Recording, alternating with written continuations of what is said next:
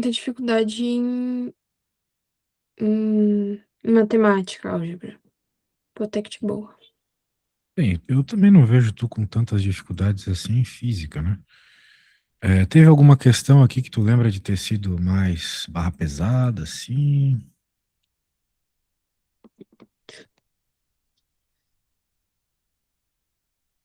Eu fiquei com dúvida em uma que era de conjunto. Conjunto? É, Vamos lá, calma aí. vamos procurar. Tenta dar uma olhada aí, qual é que era. Abra o arquivo aí, dá uma olhadinha.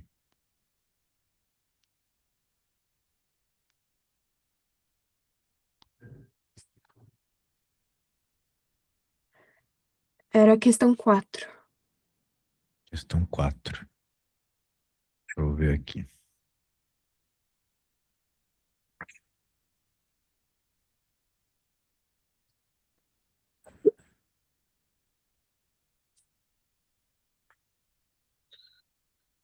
Vejam os conjuntos N dos números naturais e inteiros, que é irracionais. Assinale o que for correto. Vamos ver as opções. Ver uma coisa aqui. Eita, deixa eu arrumar um negócio aqui. Eita, agora sim. Tinha que arrumar os arquivos do outro aluno, senão vira uma bagunça depois. Ah, certo. Agora tem que pegar as opções, né? Deixa eu ver aqui.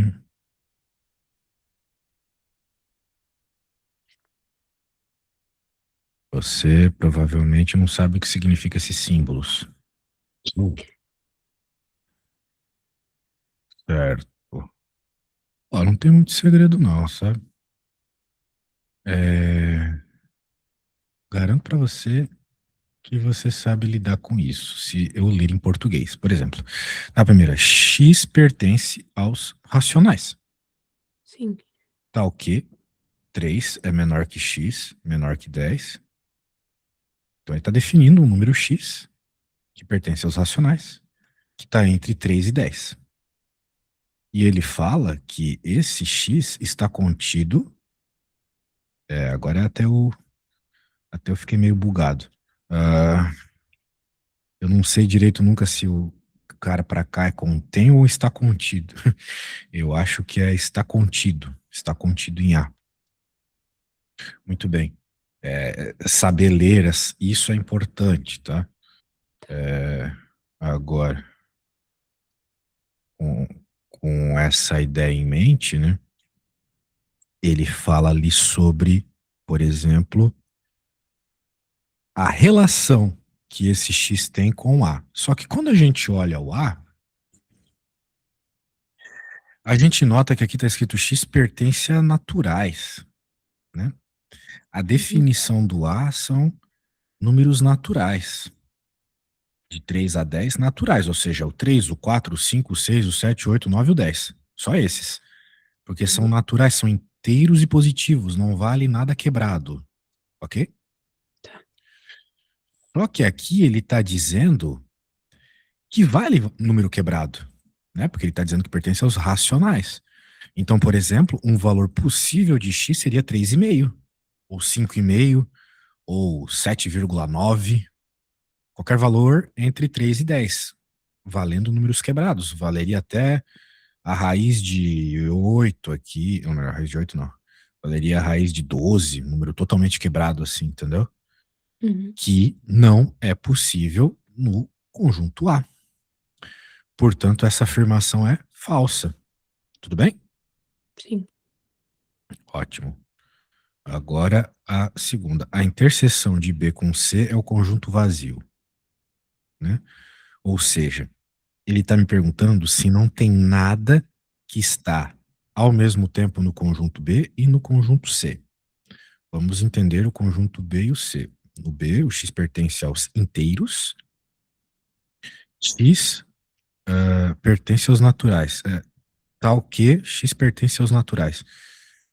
Então, resumidamente, né, ele está nos dizendo que o B são os números naturais. Porque, pensa, né? Se eu estou definindo x como um número inteiro e depois eu digo que o x pertence aos naturais, então eu estou limitando as possibilidades de x.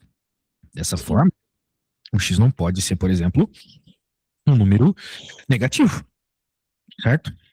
Uhum. Ele só pode ser inteiro positivo, porque ele está dizendo que pertence aos naturais, então a gente só aceita.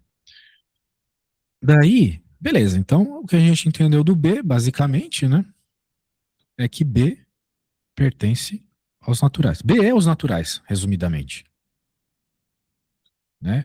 Afinal de contas, ele não está limitando aqui para nada, né, o B. Então B é igualzinho aos naturais.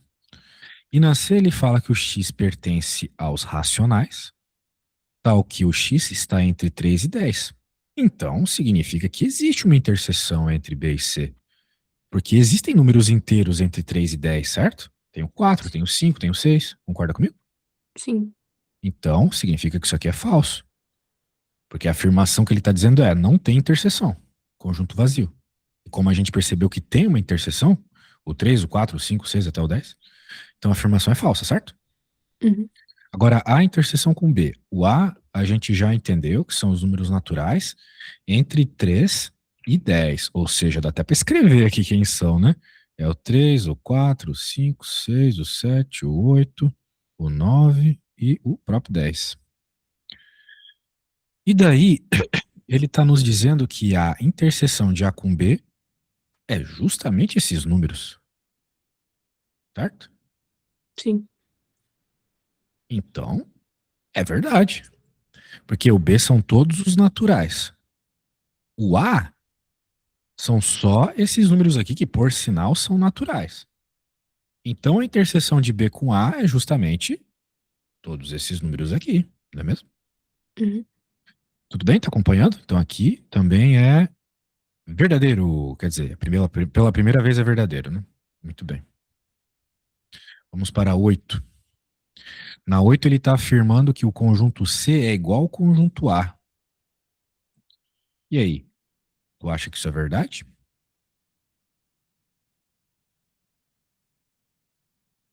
O conjunto C é igual ao conjunto A?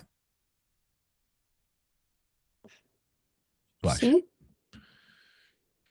Sim. Bem, quando eu olho para o conjunto A, eu tenho bem claro quem são os valores. São esses que eu escrevi aqui. Mas o conjunto C tem uma letra diferente aqui, né? Racionais, certo? Uhum. Os números racionais são os números de vírgula. E aqui não tem número de vírgula, certo? Uhum. Então eu não posso dizer que eles são iguais. É falsa essa afirmação. Tá. E vamos para a última. Ele está dizendo B. Ah, pô, cara, esse símbolo significa o quê?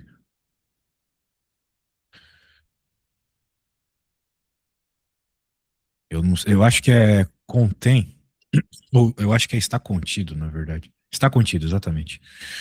Então ele está dizendo assim, ó, B está contido nos naturais e B está contido nos inteiros. Ele está dizendo isso sobre o B. Muito bem. O B, ele está contido nos naturais. Quando eu olho aqui, eu vejo que B é igual aos naturais. Então, eu dizer que ele está contido ou que ele contém os naturais é verdadeiro, porque eu vejo os mesmos elementos que tem em B nos números naturais.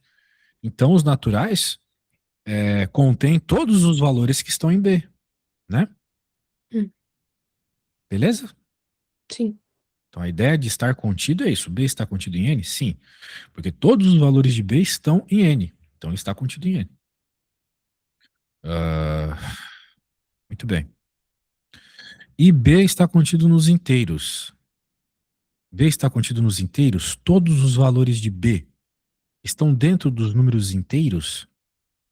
Sim. Sim, porque os inteiros são todos os são todos os números positivos, né? Inteiros positivos, né? E negativos, né? Vale os negativos também. Então, como o B é basicamente só os naturais, ou seja, os inteiros positivos, ele está contido em Z, por causa daquele esquemático, né? O Z, são os números inteiros, dentro dele tem os naturais. Então, como os naturais são iguais a B, né? Então significa que o B está contido em Z, está dentro de Z, não é mesmo? Aham. Pegou a ideia? Então, essa aqui Sim. também é verdadeira. Bem, eu gostei desse problema, então eu vou te pedir para fazer um parecido. Tá. É bem confuso, né? Não é difícil, mas causa muita confusão se a gente for pensando de qualquer jeito. Tem que olhar bem as definições, né? Do que é inteiro, o que é racional, o que é natural, né? Ah, deixa eu pegar um pouco mais diferente, porque isso aqui tá muito igual.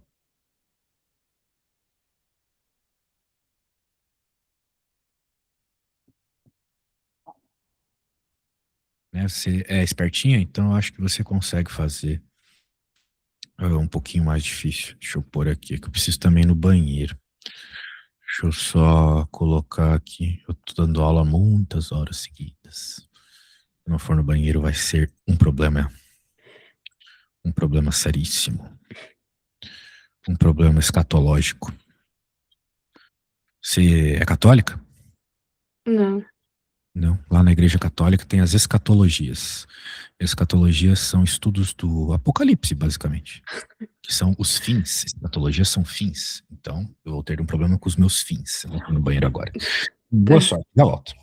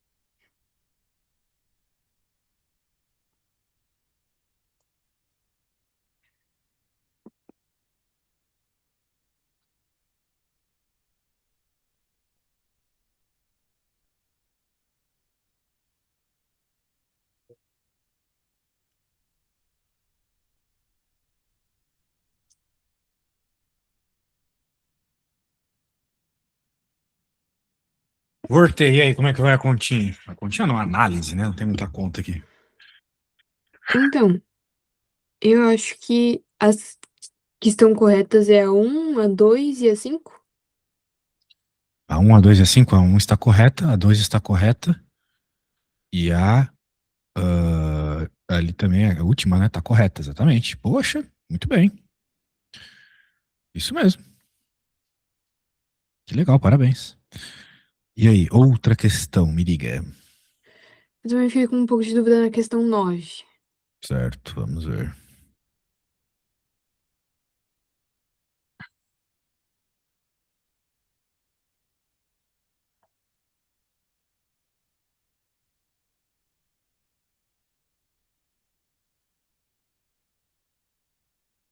Parece que se trata de progressões. Deixa eu ver.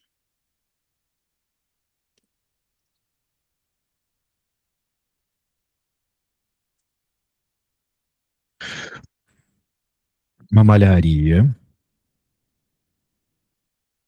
produz camisetas personalizadas para eventos esportivos. Cada novo modelo possui um custo fixo de 450, mais 9 por camiseta. Isso aí parece muito equação de primeiro grau, né?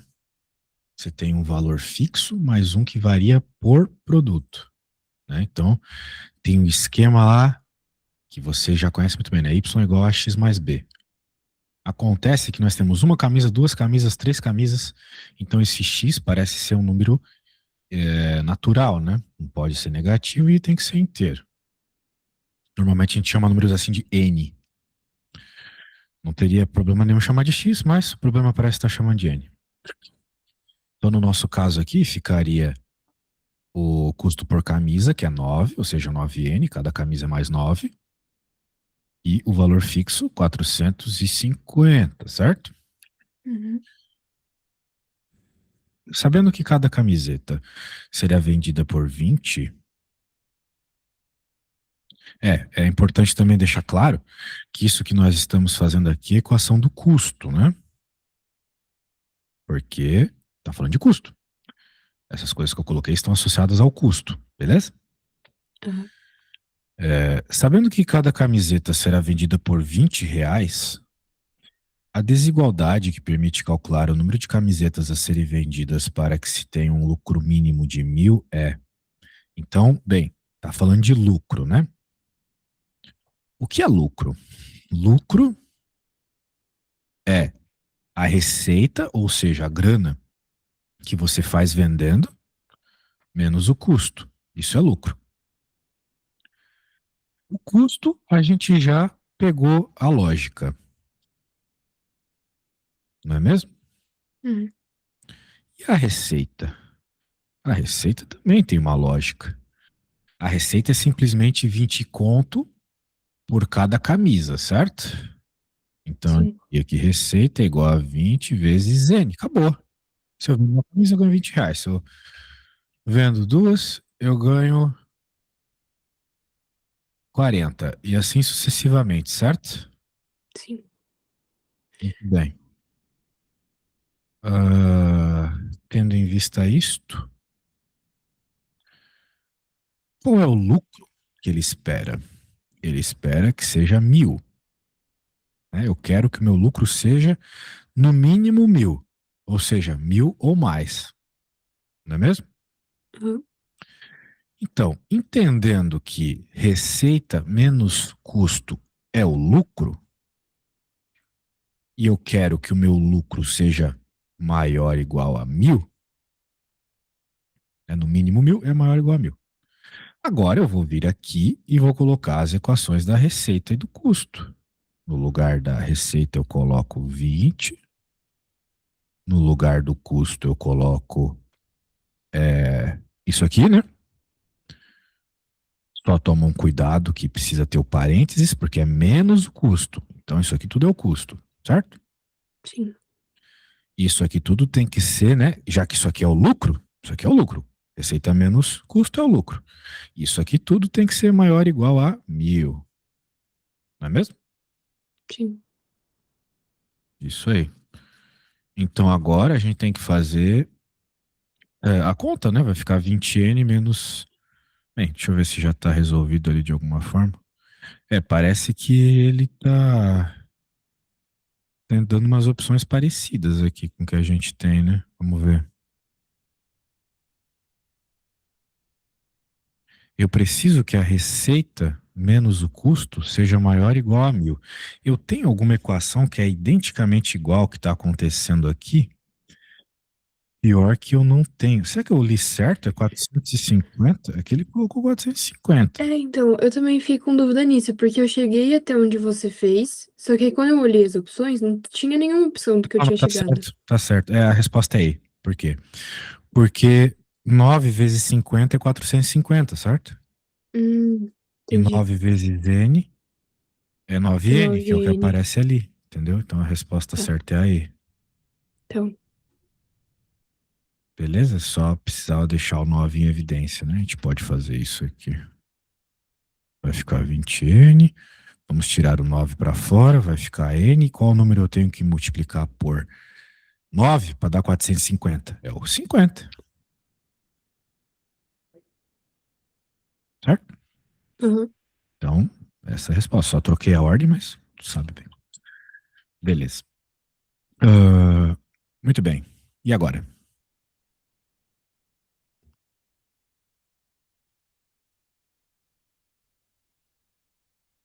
Ah, dá pra gente fazer a questão 5? Claro. Deixa eu pegar aqui.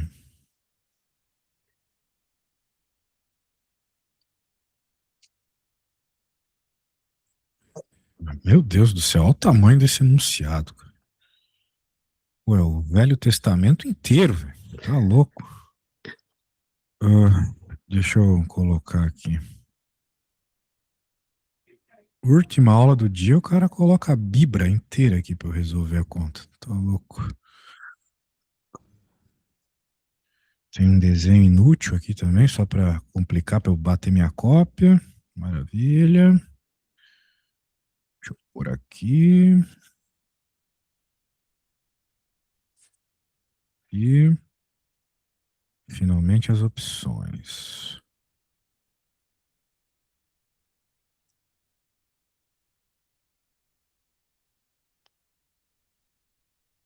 Certo, agora vamos lá. A situação de pandemia provocada pelo Covid, temos como necessário. Não, calma aí, né? Necessário é meio complicado, né? Foi percebido que não ajudou muito. Então, eu detesto isso, né? Eles quererem fazer politicagem em questão de vestibular, mas beleza. Demandou-se escolas, no primeiro momento, suspensão das atividades presenciais. Nesse sentido, as redes escolares, privadas e públicas, depararam-se com inúmeros desafios sobre a viabilização do processo remoto de escolarização. Muito bem. Um dos principais desafios teve a ver com a aquisição de dispositivos e o acesso à internet de qualidade. Uma pesquisa realizada com 1.000 alunos quanto ao tipo de equipamento que acessa a internet para assistir às aulas constatou que, tomando por base os dados dessa pesquisa e considerando que existem alunos que utilizam computador portátil, tablet e celular, utilizam os três. E além disso, sempre existem alunos que utilizam dois equipamentos, tipo o portátil, o tablet, o portátil, o celular, o tablet e o celular, né? O portátil e o celular. Não sei se eu já repeti. Ah, meu, como eu sou burro, deixa eu ver se eu apago aqui. Posso apagar isso aqui. Ou o teu professor que escreveu duas vezes a mesma coisa, ó. Mas provavelmente o erro é eu. Tá, ele quer saber o quê? É correto afirmar que o número de alunos que acessam a internet para assistir às aulas remotas utilizando mais de um equipamento. Cara, essa questão aqui eu já vou te dizer, é grande pra caramba. É contarada, contarada. Conseguisse fazer? Chegou em alguma resposta? Sim. Eu Ou cheguei em 270. fizeste os diagramas de Venn? Uhum. Legal. Ah, bem, parece que é uma resposta razoável, né? 270. E eu acho que eu também vou fazer por diagrama de Venn, né? Porque ficar fazendo muita conta assim com o teorema de Bayes é meio complicado. Ah, tá, vamos lá. A gente tem uma informação interessante aqui, né? Que 40% utiliza o portátil. Muito bem. A gente tem que pensar o seguinte, né? Tem 400 alunos, então, que utilizam portátil, certo? Uhum. Só que utilizar o portátil significa, num primeiro momento, utilizar só o portátil. De acordo com o enunciado, são 200 que utilizam apenas o portátil. Mas também tem a turma que utiliza o portátil e o tablet. Só que isso não foi informado no enunciado, certo? Uhum. Então eu vou dizer que portátil e tablet eu vou chamar de X. Também tem a turma que utiliza o portátil e o celular. Sim? Escrito isso? Aqui, né? Utiliza um Uhum. portátil e o celular, ou seja, 110 alunos, Isso. né? É. Lembrando, 400 aqui tem a ver com usar o portátil. E tem ainda a turma que utiliza os três, né? Utiliza o portátil, o celular e o tablet. Que eu também não sei. Não tá ali no enunciado as três coisas ao mesmo tempo. E o celular, né? Muito bem, eu vou chamar de Z, ok? Uhum. Então, nesse primeiro momento, eu consigo dizer que portátil, fazendo uma continha bem básica, que eu consigo dizer que portátil e tablet e celular, X mais E, é igual a 90. Então, eu tenho uma relação aqui, levando em conta que o problema está pedindo aqui os alunos que acessam a internet tipo, utilizando mais de um equipamento. Então, quem é que eu quero saber na verdade, né? Usar mais de um equipamento é usar P e T, que é o X, usar o P e o. Pô, é conta, velho. Como é que tu chegou nisso de forma tão tranquila, né? É P e T, é P e celular, que eu já sei que é 110. É, mais um cara aí, já que a gente quer mais de uma coisa. Tablet e celular. Eu vou dizer que tablet e celular é Y, ok? Uhum. E os três ao mesmo tempo. Portátil, tablet e celular. Eu quero saber quanto que dá tudo isso. Beleza? Sim. Acontece que eu já descobri que esse mais esse dá 90.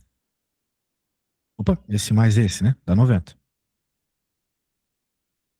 Então, eu posso dizer que 110 mais 90 mais Y é igual ao que eu quero saber. Então, por hora, eu só preciso saber o valor do Y. Concorda comigo? Sim. Lembrando que Y é tablet e celular. Agora, como é que eu vou achar tablet e celular? Com alguma informaçãozinha sobre celular, né? Então, por exemplo, ele falou aqui: 50% dos alunos utilizam o celular.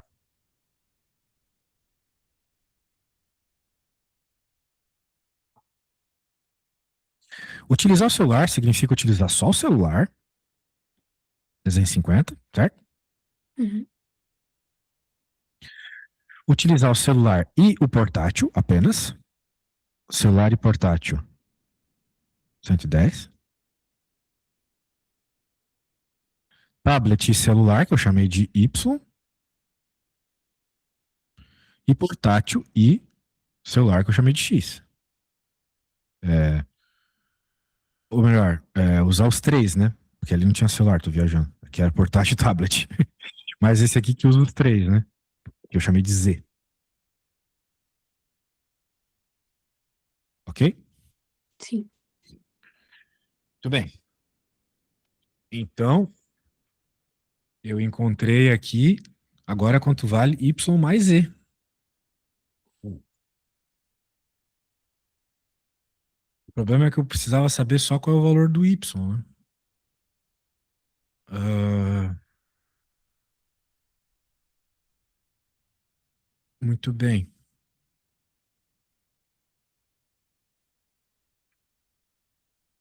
Bem, quem eu queria na prática é isso. Mas a gente já tem algumas coisas, né? Eu posso até, num primeiro momento, ignorar essa, essa equação aqui por hora. Parece que ela não vai ser muito útil. Mas essas aqui são úteis. É, aqui, por exemplo, eu vou ficar com y mais z igual a 120. Então, eu tenho essa equação e essa equação, que envolvem as variáveis que a gente precisa para resolver o problema. Quem a gente quer é isso aqui tudo,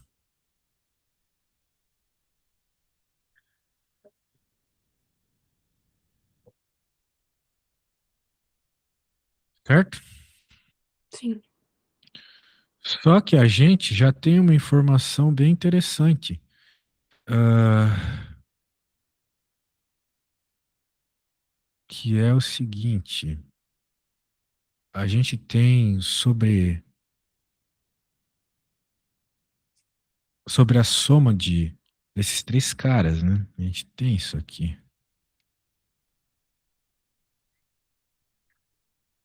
Porque se a gente entende que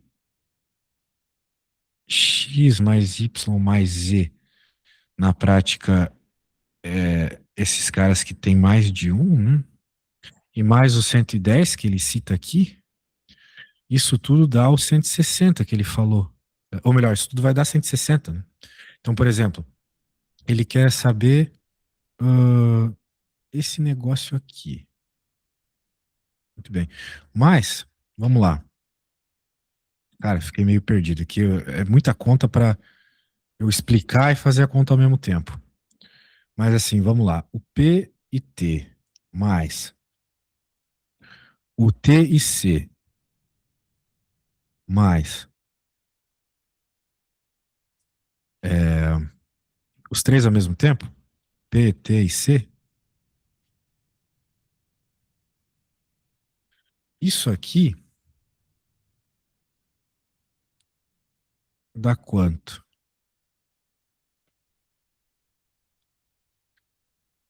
Pensar aqui, porque eu acho que eu tenho essa informação.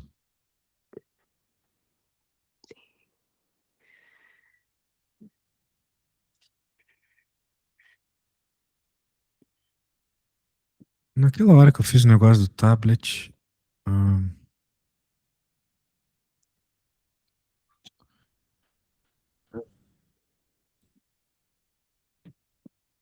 que saco, cara.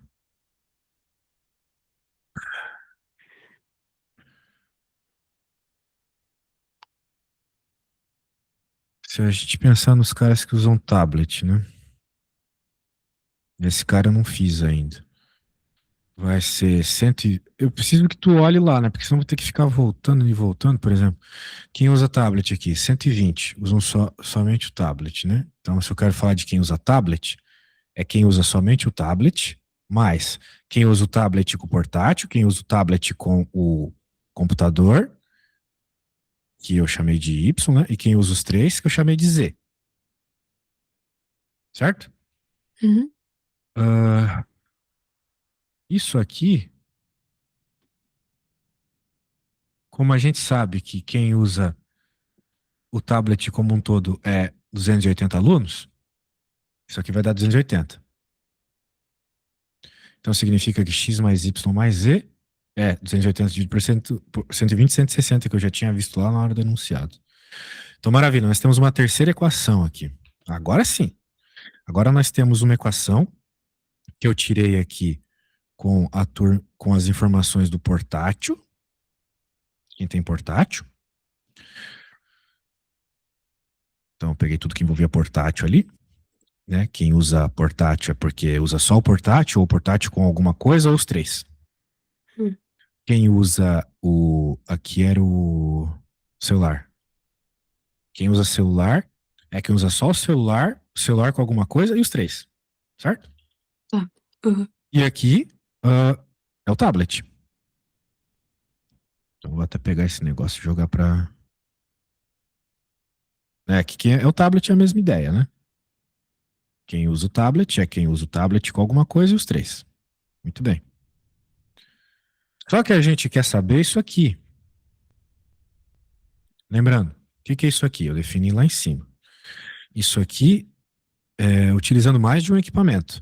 Ou seja, é quem usa o portátil tablet, é quem usa o portátil celular, que já foi informado, 110, é quem usa o tablet e o computador, e é quem usa os três. É isso que eu quero saber.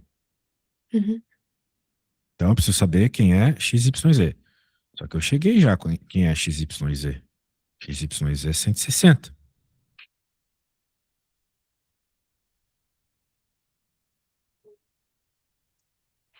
Daí chega no teu 270, certo? Sim. Na prática, apesar de eu ter feito a conta pro computador e pro celular e pro portátil, eu precisava ter feito só pro tablet, não é mesmo? Hum,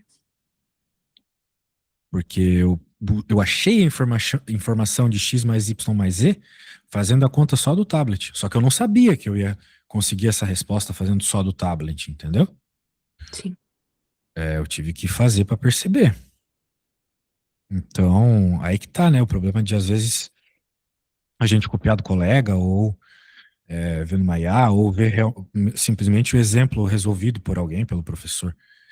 A gente sempre acaba indo já, caso a gente saiba, né? Caso alguém esteja preparando esse problema para explicar, a pessoa sempre acaba indo pela resposta, pelo caminho certo para chegar na resposta o mais rápido possível, ok? Só que eu, Sim. particularmente, não sabia qual era o caminho mais rápido. Então eu tive que verificar nas três informações que o enunciado me fornecia. E não era suficiente fazer a conta só com o portátil ou só com o celular. Mas com o tablet foi suficiente. Beleza? Uma vez, claro, que eu entendia o que eu estava querendo encontrar. Ok? Sim. Então tá bom. Maravilha. Complicado, né? Complicado quando a gente não sabe onde quer chegar. Às vezes a gente sabe fazer a conta, todas as contas que eu fiz estavam certas, mas não servia para nada. Muito bem. E aí? Mais alguma? Não, eu acho que dessa lista só essas. Essa lista era só essa, tá? Uhum. Ah, agora, deixa eu pegar aqui. Hum, Bem, já que dessa lista eram só essas, talvez seja legal ver um pouco de física. Pelo menos deu pra te dar uma força aí na prova de amanhã. Deixa eu pegar aqui agora a física. O que que tu acha que tu precisa em física, assim? Porque parece que tá me fazendo as contas muito bem.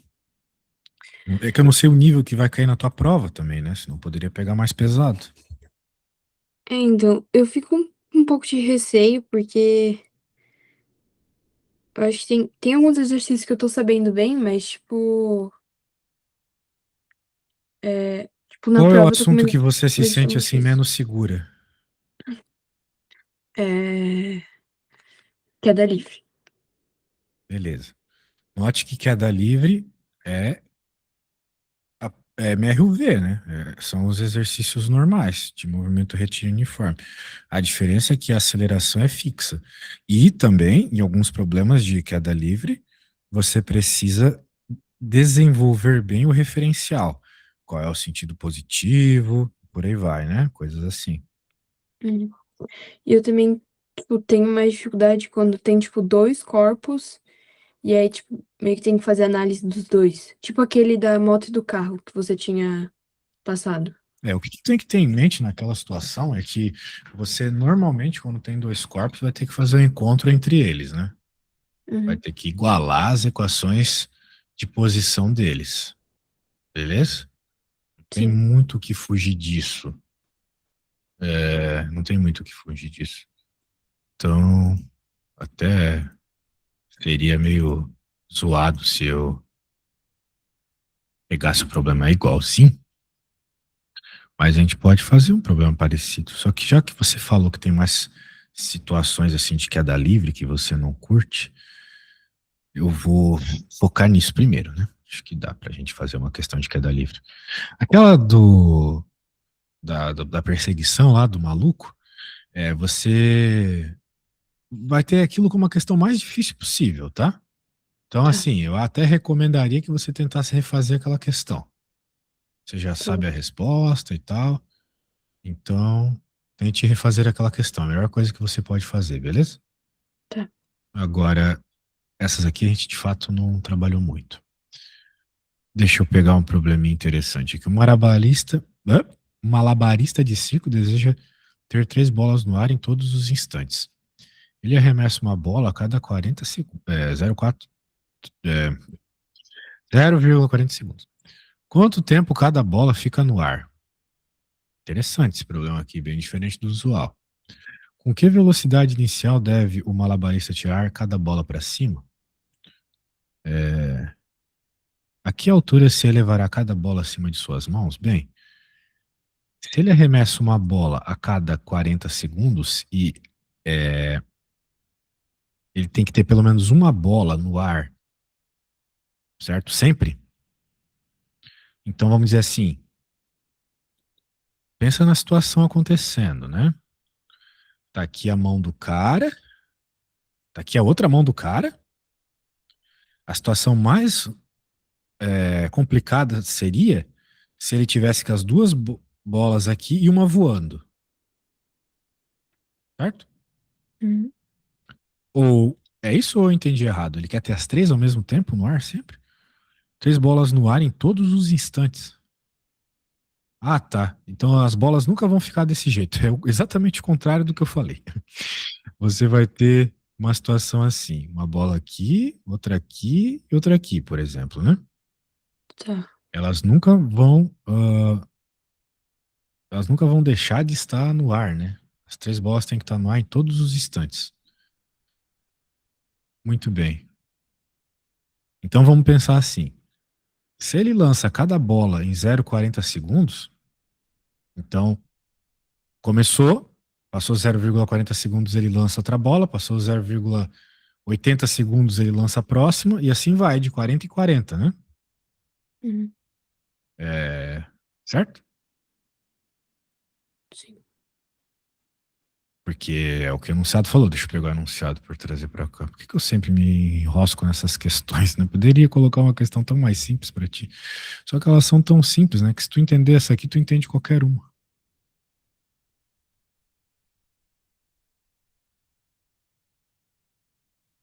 É meio bizarro esse enunciado, porque é difícil imaginar que as bolas vão ficar no ar o tempo todo, né? Porque ele É. precisa pegar elas para jogar para cima, né? Uhum. Então é meio estranho de pensar o que tá acontecendo mesmo. Não concorda comigo? Sim. Muito bem. Mas é de se supor o que vai acontecer, né? Que tipo, não é que ele vai segurar a bola, mas ele vai bater na bola a cada 40 segundos, entende? Sim. A ideia é mais ou menos essa. Então, se ele precisa que as três bolas passem por esse processo dele bater, me parece bem óbvio que a primeira seja simplesmente a batida em cada uma das bolas, três vezes,